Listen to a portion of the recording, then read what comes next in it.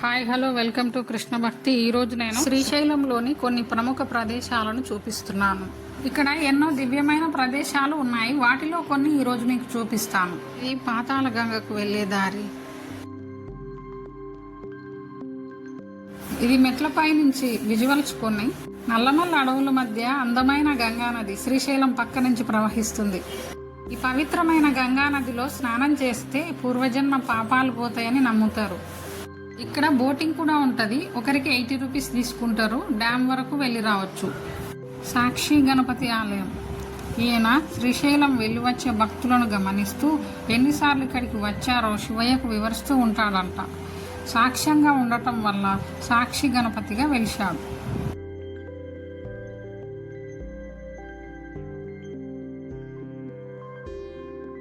శ్రీశైలంలో మరొక ప్రసిద్ధ దేవాలయం హటకేశ్వరం. శ్రీశైలం నుంచి 4 కిలోమీటర్ల దూరం ఉంటుంది ఈ ఆలయం. ఒక బంగారు లింగం తనంతటా తాను కుండపెంకునందు ఆవిర్భవించటం వల్ల ఈ క్షేత్రాన్ని హటకేశ్వరం అని పిలుస్తారు.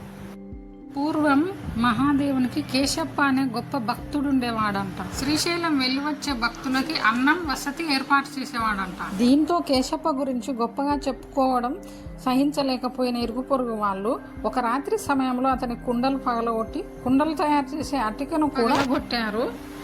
తెల్లారగానే జరిగింది చూసిన కేశప్ప బాధతో ఏడ్చాడు. అదే సమయంలో శివరాత్రి కావడంతో భక్తులు ఎక్కువ వస్తారని ఏం చేయలేక బాధతో కూర్చున్న కేశప్ప దగ్గరికి అదే అదునని అధిక భక్తులను పంపించారు.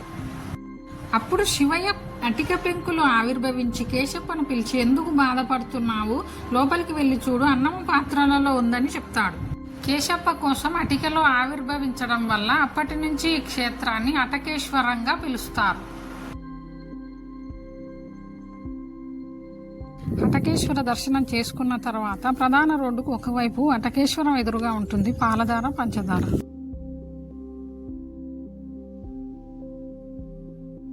ఇక్కడ ఆయుర్వేద వస్తువులు అమ్ముతున్నారు. మెట్ల దారిలో షాపులు ఉన్నాయి. దట్టమైన అడవి మధ్యలో ఉంది ఈ ప్రదేశం. 300 మెట్ల వరకు దిగి వెళ్ళాలి. ఆదిశంకరాచార్యులు తపస్సు చేసిన ప్రదేశం అంట ఇది. ఇక్కడ సంవత్సరం అంతా నీళ్లు ప్రవహిస్తూనే ఉంటాయి. ఇక్కడ మెట్ల నుంచి కిందికి వస్తే పాలదారలు, పంచదారలు అని 5 దారలు పడుతుంటాయి. పరమశివుని లలాటమునకు తగిలి పడిన దార పాలదార. ఇది శివుడి లలాటమును తగిలి వస్తున్న దారాన్ని లోపలికి తీసుకుంటే ఉత్తరక్షణం మీరు గొప్ప ఫలితం. శంకరాచార్యుల వారు తపస్సు చేసి ఇక్కడే శివానంద లహరి చెప్పారంట. ఆయనకు భ్రమరాంబికాదేవి ప్రత్యక్షమైంది కూడా ఇక్కడే. ఇక్కడ శంకరాచార్యుల యొక్క ఈ మధ్య నిర్మించిన గుడి. ఈ నల్లమల్ల అడవుల్లో అనేక శక్తివంతమైన ఆయుర్వేద మూలికలు ఉండడం వల్ల ఇక్కడ గాలి పీల్చిన చిన్నపాటి రోగాలు పోతాయని భక్తుల విశ్వాసం. పాలదార నీరు పాలలా, పంచదార నీరు తీయగా ఉంటాయి. ఇక్కడ కనిపిస్తుంది శిఖరం. శ్రీశైలం నుండి 8 కిలోమీటర్ల దూరంలో ఉంది శిఖరం. ఇక్కడ కనిపిస్తుంది శిఖరేశ్వర స్వామి దేవాలయం. ముందుగా స్వామివారి దర్శనం చేసుకుని పైన ఉన్న నంది దగ్గరికి వెళ్తారు. ఇక్కడ చుట్టూ గుడి పరిసర ప్రాంతాలు చూపిస్తున్నాను. చిన్న నంది కొమ్ముల మధ్య నుండి శ్రీశైల శిఖరం దర్శించుకోవడానికి వేల సంఖ్యలో ఇక్కడికి వస్తారు. శిఖరేశ్వర స్వామి ఆలయం నుంచి 100 మెట్ల వరకు ఎక్కాల్సి ఉంటుంది. కొండపై ఉన్న చిన్న నంది కొమ్ముల మధ్య నుంచి శ్రీశైల ప్రధాన గోపురం చూడడానికి వేలాది మంది ఇక్కడికి వస్తారు. ఇక్కడ నంది కింద నవధాన్యాలు వేసి రోలులా తిప్పి శిఖరం పైన ఉన్న బంగారు కలశం కనిపిస్తే పునర్జన్మ ఉండదని భక్తులు భావిస్తారు. శిఖరేశ్వరం నల్లమల్ల అడవుల్లో అత్యంత పవిత్రమైన పురాతనమైన క్షేత్రం.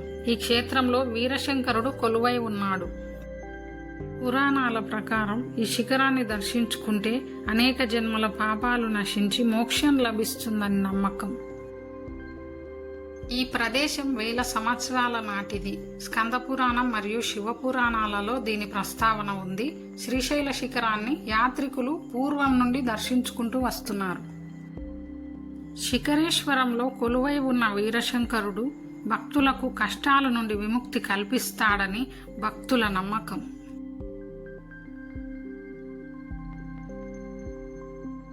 Thanks for watching. Subscribe our Krishna Bhakti channel for latest videos.